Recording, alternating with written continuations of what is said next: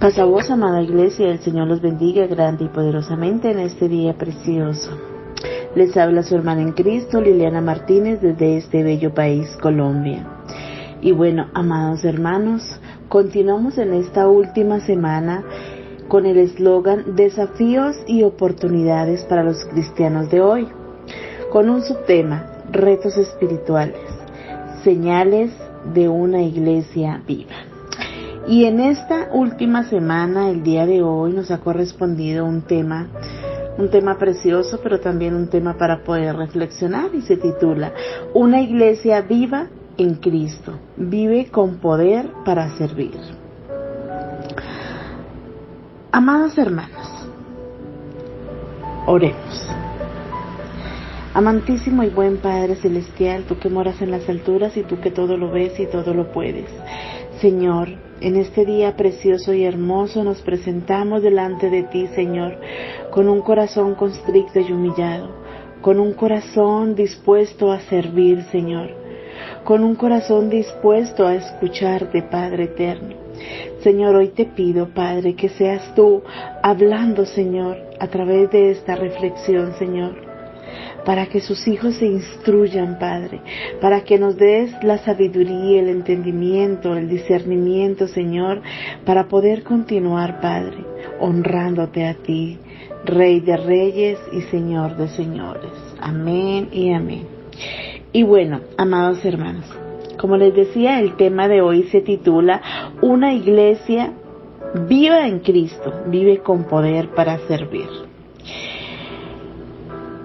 Y el texto base lo vemos en Filipenses capítulo 2, desde el verso 1 en adelante. Y el objetivo para este tema es experimentar a Dios como el Dios viviente, activo, presente. Por tal motivo, su amada iglesia se ha dado con poder, con fuerza, para mostrar el amor que Él nos ha dado y que Él da a la humanidad. Por eso el desafío para los cristianos de hoy es amar sirviendo y viviendo una fe activa con obras benéficas hacia los demás que están fuera de nuestra iglesia, hermanos. En Filipenses, en el capítulo 2, desde el verso 1 en adelante, el fundamento de la exhortación de Pablo a los filipenses. Por tanto, si hay alguna consolación en Cristo, si hay algún consuelo de amor, si hay alguna comunión del Espíritu, si hay afecto entrañable, si alguna misericordia, por tanto, esto vuelve a poner en la mesa lo que Pablo había construido en los filipenses. Entre los versos 1 en adelante, nos describe que al decirle a los filipenses el cómo mostrarse fuertes para el Señor en contra de los conflictos eternos, ahora les dice el cómo actuar en contra de los conflictos internos en el cuerpo de Cristo. Si hay alguna, en esto introduce el fundamento de la exhortación de Pablo para la unidad, la humildad y el amor entre los creyentes. La idea es que los cristianos filipenses han recibido las cosas que él menciona. Entre ellos tienen una responsabilidad de hacerlo, lo que está a punto de describirse, hermanos. Es extremadamente difícil el darle fuerza a una connotación a estas expresiones. Estas poseen un torrente de una elocuencia con mucho afecto. El apóstol está derramando su corazón a un pueblo, el cual él ama con todo su corazón, y los cuales eran dignos del amor, incluso la del apóstol. Por eso su palabra dice, si hay alguna consolación en Cristo. Pablo mencionó esto como una pregunta retórica, sabiendo por supuesto que había una gran consolación en Cristo. Amados hermanos, cada cristiano debería de conocer la consolación de Cristo, En Lucas, en el capítulo 12, en el verso 25, dice que uno de los títulos de Jesús como el Mesías es la consolación de Israel. Pablo pudo decir en 2 de Corintios, porque de manera de buen abundan nosotros las aflicciones de Cristo. Así abunda también por el mismo Cristo nuestra consolación. En 2 de Tesalonicenses, en el capítulo 12, en el verso 16, Pablo dice que Dios nos amó y nos dio consolación eterna y buena esperanza por la gracia. Por supuesto que hay consolación en Cristo. Hermanos, el Espíritu Santo de Dios consuela, pero la consolación se puede usar en el sentido figurado. El Espíritu Santo de Dios es el mismo Cristo. Es nuestra medicina, es todo lo que nosotros necesitamos para tener una iglesia viva, una iglesia con poder, una iglesia de amor. Recordemos que la iglesia no es un edificio, no es el templo como tal. Sí, la iglesia somos nosotros, es este templo que tenemos. Así que si en algún consuelo de amor, esta es la segunda pregunta retórica de Pablo en este pasaje, afirmando el gran consuelo de amor. Cada cristiano debe de saber lo que es tener el consuelo y amor dado por Jesús. En 2 de Corintios, en el capítulo 1, en el verso 3, dice que Dios es el mismo de toda consolación. No hay ninguna manera en la que Él no pueda consolarnos. Y no hay la circunstancia más allá de su consuelo. Pero esto es mucho más que un consuelo. Es el poder, ese poder vivo de la iglesia. Es el consuelo y el amor que el Señor nos da a través de su palabra. Para tener una iglesia viva, para tener un avivamiento personal en este cuerpo que el Señor nos ha dado. La palabra consuelo en este pasaje, en la antigua palabra griega, es paraklexis. La idea detrás de esta palabra para el consuelo en el Nuevo Testamento siempre es que una dulce simpatía, esta tiene la idea de dar fuerzas, de ayudar, de hacer fuerte a esa iglesia para que viva con poder.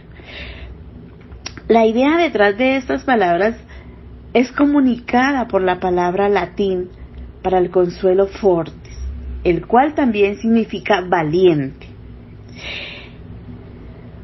El amor de Dios es lo que nos hace fuertes y nos hace valientes para poder tener esa iglesia viva, esa iglesia con poder, esa iglesia que se levanta, esa iglesia que ayuna, que ora, esa iglesia que va y comparte una palabra, esa iglesia que va y ayuda a su hermano, esa iglesia que vive con poder, esa iglesia que le da la mano a su hermano sin importar el error que haya cometido. Simplemente le da la mano, lo levanta y lo abraza y le dice: tú y yo podemos continuar porque Cristo te ama. Hermanos, si alguna comunión del Espíritu Santo de Dios, es la tercera pregunta retórica de Pablo en este contexto. Pablo conocía y valoraba la comunión del Espíritu Santo de Dios, y cada cristiano debería de saber lo que el Espíritu Santo de Dios te da, la comunión.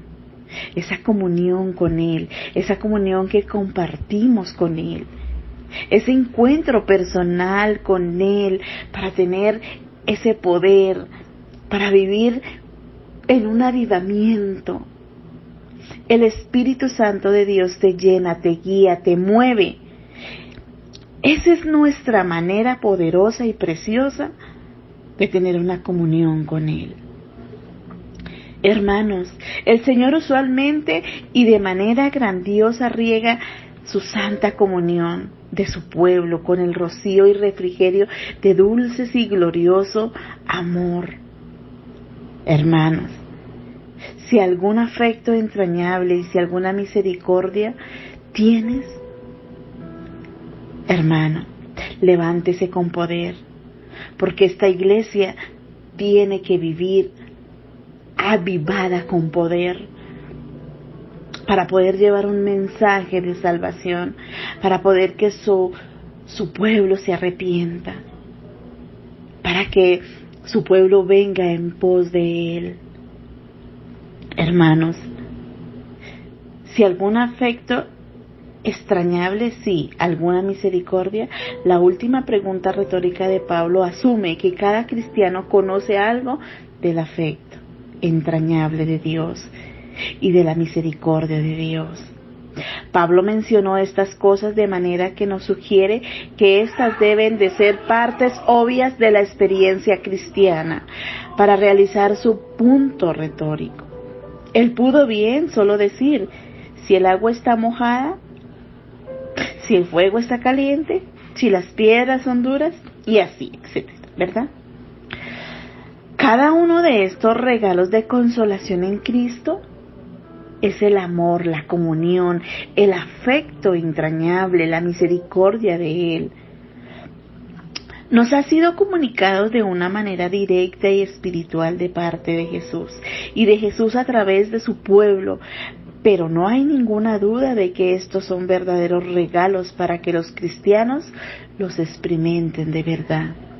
Hermanos, en Filipenses, en el capítulo 2, entre los versos 2 y 4, los puntos específicos de la exhortación de Pablo para los filipenses en cuanto al amor, la humildad entre los creyentes. Completad mi gozo sintiendo lo mismo, teniendo el mismo amor, unánimes, sintiendo una misma cosa. Nada hagáis por contienda o por vanagloria, antes bien con humildad, estimando cada uno de los demás como superiores a él mismo, no mirando cada uno lo suyo propio, sino cada cual también por lo de los otros. Completad mi gozo. Esto habla de una petición personal. Parte de la razón por la cual Pablo quería que los filipenses prestaran oído a su palabra era porque ellos debían de saber que haría feliz al apóstol que se fundó su iglesia. Sintiendo lo mismo, teniendo el mismo amor, unánimes, sintiendo una misma cosa. Un conjunto habla de la misma idea, una unidad profunda que permanece e interna entre los filipenses. Esta unidad es que una iglesia con poder, una iglesia avivada, es una unidad, es la meta que sigue en Filipenses en el capítulo 2 entre los versos 3 y 4. Son descripciones de cómo alcanzar y practicar la unidad mencionada aquí. ¿Para qué? Para que la iglesia viva en poder, viva. Amados hermanos, no hagáis por contienda o por vanagloria. Este es el primer paso para este tipo de unidad. Hermanos, en la carne nosotros en comunión nos sentimos motivados por contienda o por vanagloria. ¿Nos preguntamos eso? Mucho de lo que nosotros hacemos no es por el amor a los demás, sino por nuestro propio deseo de promocionarnos, de elevarnos, de decir que nosotros sabemos más que los demás, que estamos más preparados. No, hermanos, siempre debe ser con humildad, con esa humildad la cual Pablo habla a través de la escritura a los filipenses. Pablo sabía que era importante el decir contienda. No todas las ambiciones son contentiosas. Si existe una buena ambición, contienda, la manera de la cual glorifica a Dios y le sirve a Él con todo lo que tenemos. Nada hagáis por vanagloria. Ese es el segundo paso para el tipo de unidad. Vanagloria es el tener un alto concepto de uno mismo sobre los demás, o de tener un excesivo interés propio y una preocupación propia. Eso traduce muy bien a vanagloria. La presunción de la traducción de la palabra en inglés es conceit. Una definición del diccionario de la palabra vanagloria: presunción. Es una opción excesivamente no favorable. Amados hermanos,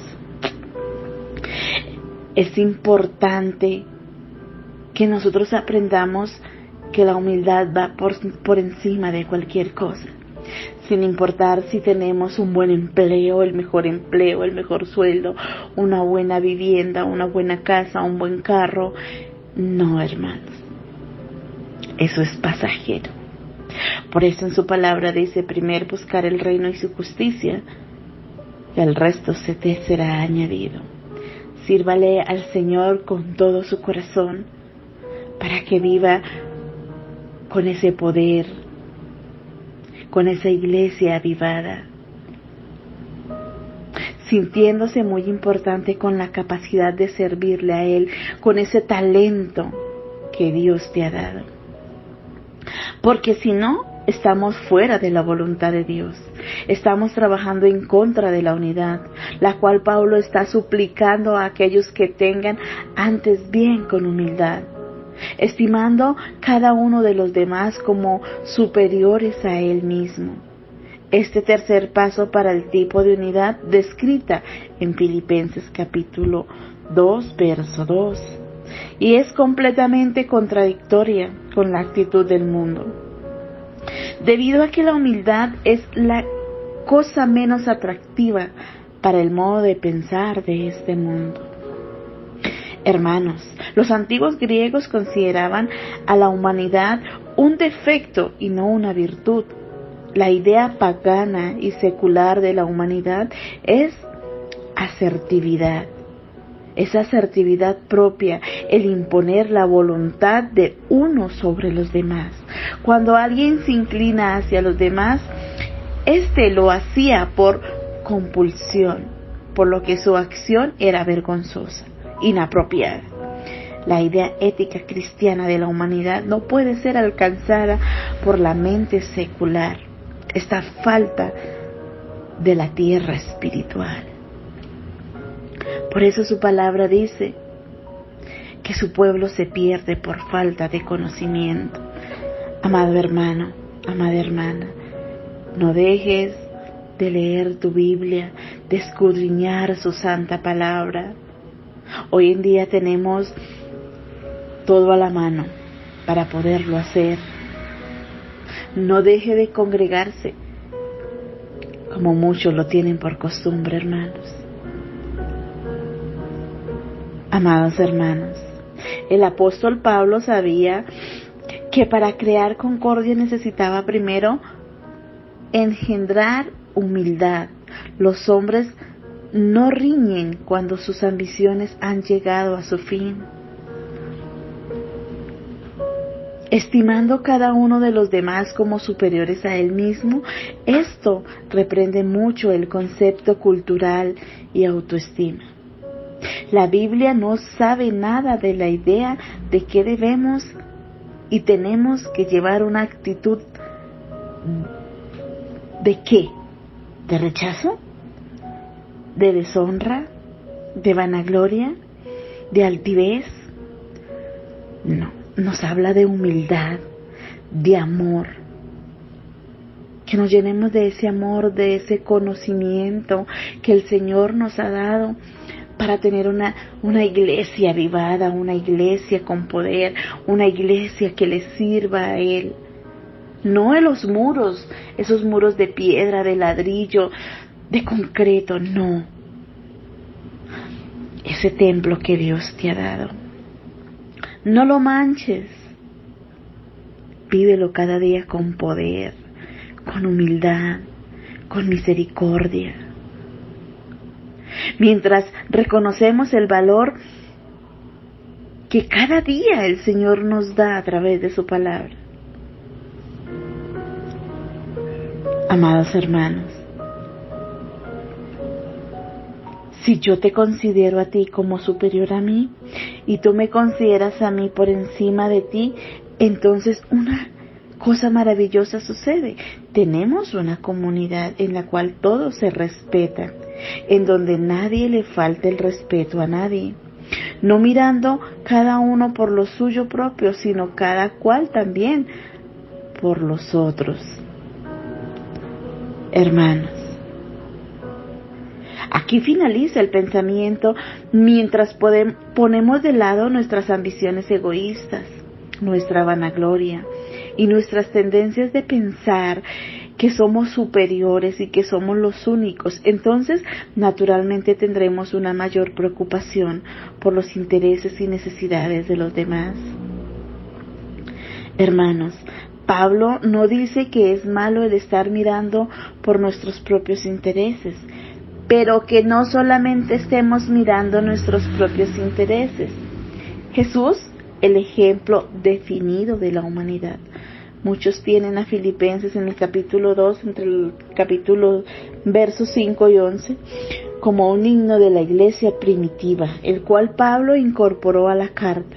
Algunos comentaristas han ido tan lejos que han sugerido arreglos de estrofas y versos al himno. Hermanos, recordemos que la palabra del Señor dice que no se le puede quitar ni siquiera una coma. La palabra de Dios es la palabra y es única. Pablo no nos da todo el sentir que está en Cristo. En estos versos, él selecciona aquellas cualidades de nuestro Señor, el cual son más apropiadas para los filipenses en ese momento. Esta falta de unidad entre los santos, porque su palabra dice, ser santo porque yo soy santo, ¿verdad? En Filipenses, en el capítulo 2, en el verso 6 en adelante, Jesús estaba en forma de Dios, el cual siendo en forma de Dios, esto describe la existencia de Jesús antes de que se hiciera carne. Debemos de recordar que Jesús no comenzó su existencia en el pesebre de Belén, no, sino que Dios eterno, siendo esto, en el Antiguo Testamento describe eso, lo cual el hombre en su propia esencia, el cual no se puede cambiar. Esto describe esa parte de un hombre el cual en cualquier circunstancia permanece igual, permanece fiel, permanece humilde, permanece en unidad, en cualquier circunstancia. Amados hermanos, debemos mantener esta iglesia avivada, este templo con amor, con respeto, para servirle al Rey de Reyes y Señor de Señores, al gran yo soy. En Filipenses, en el capítulo 2, en el verso 6 también nos describe que Jesús no se adquirió a los privilegios de la deidad. No, estimó el ser igual a Dios, no, como cosa a aferrarse, no estimó como cosa de aferrarse a los antiguos griegos en la frase que tenía la idea de algo que se estaba haciendo, arrogando a algo que está aferrado. Jesús no se aferró a las prerrogativas y privilegios de la deidad. Él estuvo ahí. Él estuvo siempre humilde, avivado con las instrucciones del Padre. Hermanos, el ser igual a Dios no era que Jesús estaba intentando lograr ser igual al Padre, no. Él lo tenía decidido de no aferrarse a ello. La divina naturaleza de Jesús no era algo que Él tenía que buscar o adquirir, sino que ya lo tenía. Esa humildad. Porque en el verso 7, Jesús se despojó a sí mismo, hermanos. Sino que se despojó a sí mismo tomando forma de siervo, hecho semejante a los hombres, para tener esa humildad. Hermanos, debemos pensar cuidadosamente sobre de lo que Jesús se despojó. ¿De qué se despojó Él? Para agradarle a su Padre. Se despojó del orgullo, de la vanidad, de la vanagloria.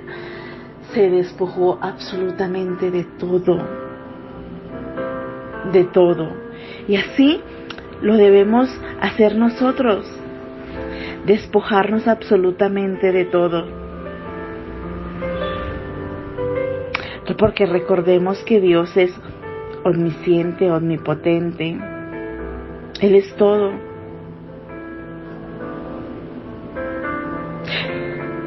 Amados hermanos, tenemos que tener nuestro corazón dispuesto a humillarnos delante de Él, a ir al lugar más alto, a sus pies, para poderlo exaltar, para que viva en nosotros esa iglesia con poder de servir. Hermanos, debemos despojarnos de sí mismos. Podemos pensar de alguien el cual es siervo, pero no semejante a los hombres. Los ángeles son siervos, pero no semejante a los hombres. La palabra semejante aquí se puede referir simplemente a la apariencia externa de algo. Mientras Jesús poseía la apariencia externa de la humanidad, la forma exterior que reflejaba su verdadera humanidad, la cual fue añadida a su deidad. Era una semejante, pero una semejante verdadera, era una humanidad que irradiaba todo su ser. Y estando en la condición de hombre se humilló a sí mismo, haciéndose obediente hasta la muerte. Y la muerte en la cruz se humilló a sí mismo. Y todo lo hizo solamente porque podía experimentar al bajar desde su trono en el cielo para convertirse en hombre. Amados hermanos, ¿estamos dispuestos a humillarnos? ¿A despojarnos de todo? Para que la iglesia se avive y sirvamos con poder y gloria para el Rey de Reyes. Hermanos, una clave para la obediencia de Jesús en la tierra era el soportar el sufrimiento. Era soportar el sufrimiento. Y muchas veces nos quejamos tanto, pero tanto, es que me duele, es que no puedo, es que no tengo trabajo, es que nadie me quiere, es que todo me duele, es que todo me sale mal, es que no puedo. No soportamos nada. Esto de nuevo era algo que él solo podría aprender por experiencia al ser encarnado, como está escrito en la palabra del Señor. Y aunque era hijo, por lo que padeció, aprendió que la obediencia. ¿Y nosotros será que sí tenemos esa obediencia? No, hermanos. Somos tan desobedientes que ¿cómo le podemos servir al Señor si no obedecemos su palabra? Siempre vivimos en la carne, maltratando a nuestro hermano, señalándolo, juzgándolo. ¿Cómo podemos vivir en obediencia así? Criticando, chismoseando. Hermanos, en Hebreos en el capítulo 5, en el verso 8, el efecto se humilló a sí mismo. Él se humilló puesto que tomó la forma de hombre y no una criatura más gloriosa como un ángel. Y se humilló puesto que él nació en un lugar oscuro y oprimido.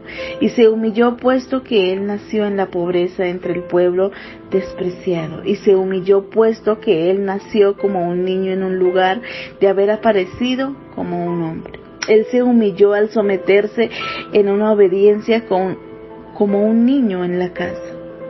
Él se humilló al aprender y practicar una profesión, y la humilde profesión de un constructor, de un carpintero. Él se humilló al tener que pasar una larga espera hasta que él pudo lanzarse al ministerio público. Él se humilló en las compañías y los discípulos que él escogió. Él se humilló en la audiencia que él recurrió, en la manera que él enseñó.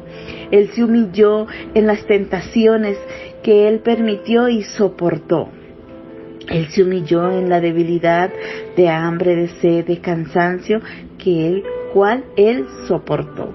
Él se humilló en su totalidad, obediencia a su Padre Celestial. Él se humilló en su sumisión al Espíritu Santo de Dios. Él se humilló al elegir a someterse a la muerte en la cruz. Él se humilló en la agonía de su muerte. Él se humilló en la vergüenza, en las burlas y la humillación pública de su muerte. Él se humilló al soportar la agonía espiritual de su sacrificio en la cruz. Amados hermanos, no podemos imaginar que era posible para el Hijo de Dios el convertirse en hombre y pagar por los pecados del mundo, pagar por tus pecados y por los míos. Sin esta gran humillación, Él pudo haber añadido la humanidad de un hombre de 33 años a su deidad.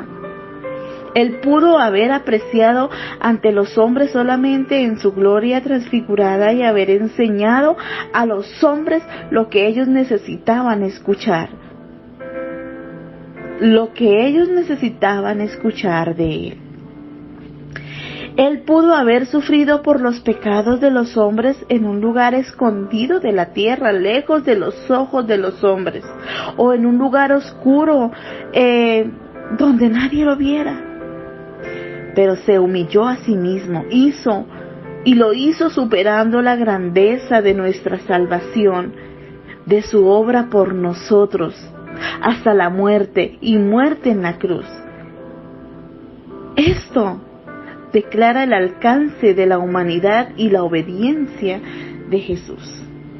Hermano, hermana, ¿usted vive en obediencia? ¿Vive con poder y gloria para servirle a Él? Examínate usted mismo. Y yo también me tengo que examinar. Porque hay cosas que al Señor no le agradan. Hay cosas que todavía están dentro de nosotros que a Él no le agradan. Así que, amados hermanos, vivamos con una iglesia con poder y gloria, para glorificar al Rey de Reyes y Señor de Señores. Así que en Filipenses 2:12, ocupándote de su propia salvación. Recordemos, amados hermanos, que la salvación es ¿qué? Individual. Yo puedo orar por ustedes y ustedes pueden orar por mí. Pero la salvación es individual. Dice su palabra, por lo tanto, amados míos, como siempre habéis obedecido, no como en mi presencia solamente, sino muchos más ahora en mi ausencia. Ocupaos de vuestra salvación con temor y temblor. Por tanto, como siempre habéis obedecido, no debemos de perder la conexión entre la obediencia que Jesús mostró. Filipenses capítulo 2, verso 8, y la obediencia que Pablo esperaba de los cristianos como seguidores de Jesús. Filipenses 2:12, ocupaos de vuestra salvación, hermanos, de nuestra salvación, porque la salvación es ¿qué? Individual. En Filipenses el poder es un esfuerzo real en nuestra vida cristiana. Esto no es estar ocupados en la salvación de los demás, que se comparta la palabra del Señor y que sea refrigerio para cada alma. Es diferente a ocuparnos de nuestra salvación en cada área de nuestras vidas. El activar esta salvación, la cual nos dio, por tanto, estas palabras como se mantienen en el Nuevo Testamento, no contiene una exhortación para todos los hombres, sino está dirigida al pueblo de Dios. Y ese pueblo de Dios, ¿quién es? Nosotros, donde debemos mantener esa iglesia avivada con poder y gloria, hermanos.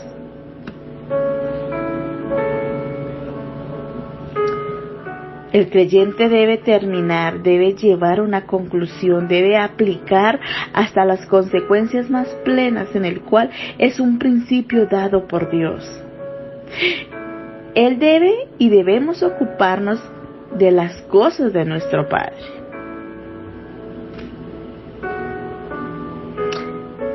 Con temor y temblor, hermanos.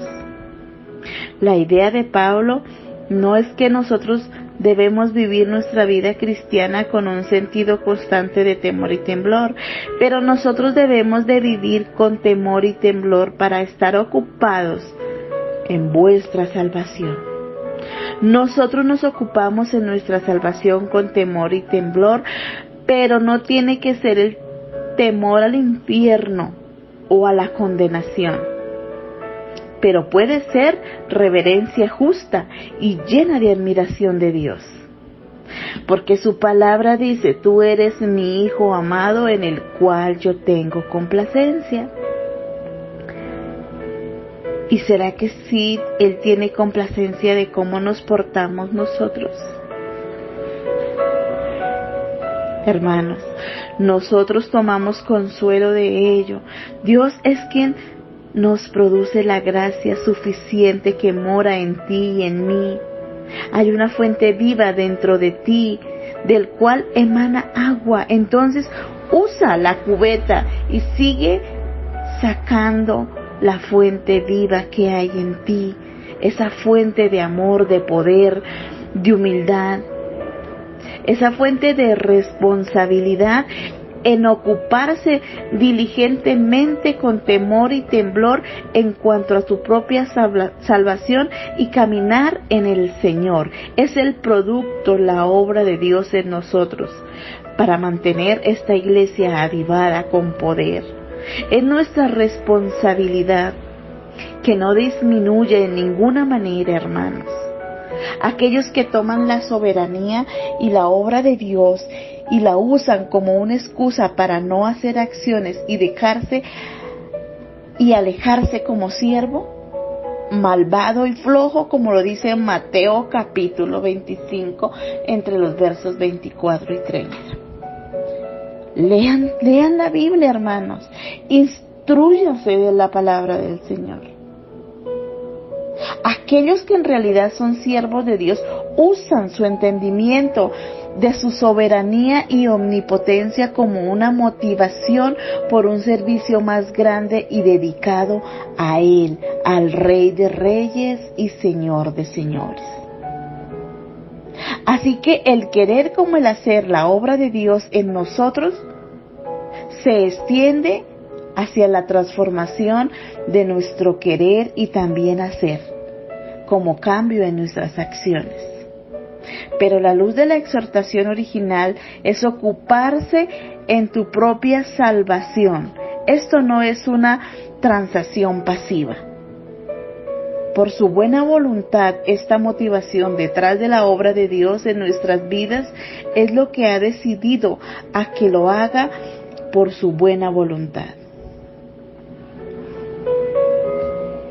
Así que, amados hermanos, yo los invito a que mantengan esa iglesia avivada, esa iglesia con poder, esa iglesia donde vivamos con humildad, con humanidad, esa iglesia donde la palabra del Señor, Pablo habla a los filipenses, es como si Pablo nos estuviera hablando a nosotros en este momento. Así que dejemos el chisme, la murmuración, juzgar a nuestro hermano, criticar, la falta de perdón también. Necesitamos ese perdón hacia las personas que nos han hecho daño, hermanos. Así que reflexionemos porque Dentro de unos pocos días se celebra la Cena del Señor y debemos presentarnos con todas las áreas de nuestra vida limpia. Que la luz que brilla en nosotros sea utilizada para guiar, sea utilizada para traer ánimo. Que esa luz se utilice para cosas seguras, para brillar en esta oscuridad. Amados hermanos, seamos dignos ante la presencia de Dios. Me gozo y me regocijo, gozaos y regocijaos también vosotros conmigo. Pablo mira hacia lo que podría ser un inminente martirio y esperaba que los filipenses se gozaran y se regocijaran con él. Pablo aquí no estaba siendo ni pidiendo que no lo hicieran. Pablo estaba esperando que también lo alabaran como él lo hacía, lo glorificaran como él lo hacía.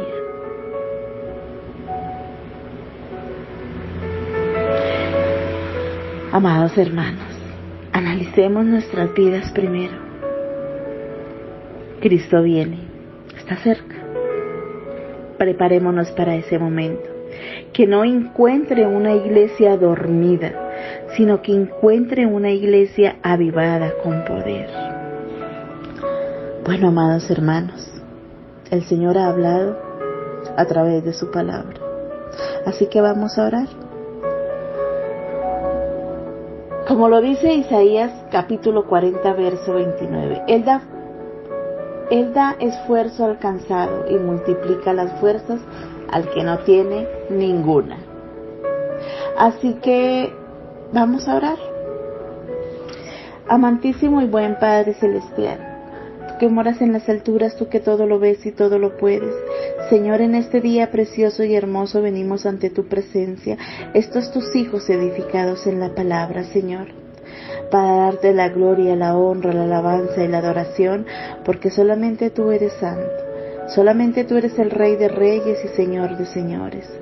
Señor, hoy te pedimos, Padre eterno, que avive nuestro corazón, que avive nuestro espíritu, Señor, para poder servir con humildad, para poder servir, Señor, a nuestro hermano, Señor, para poder servirte, Señor, con agrado, Padre. Hoy te damos la gloria, la honra, la alabanza y la adoración, porque solamente tú eres santo. Porque en tu palabra dice en Mateo capítulo 7, verso 7, pidan y Dios dará, busquen y encontrarán, llamen a la puerta y se les abrirá.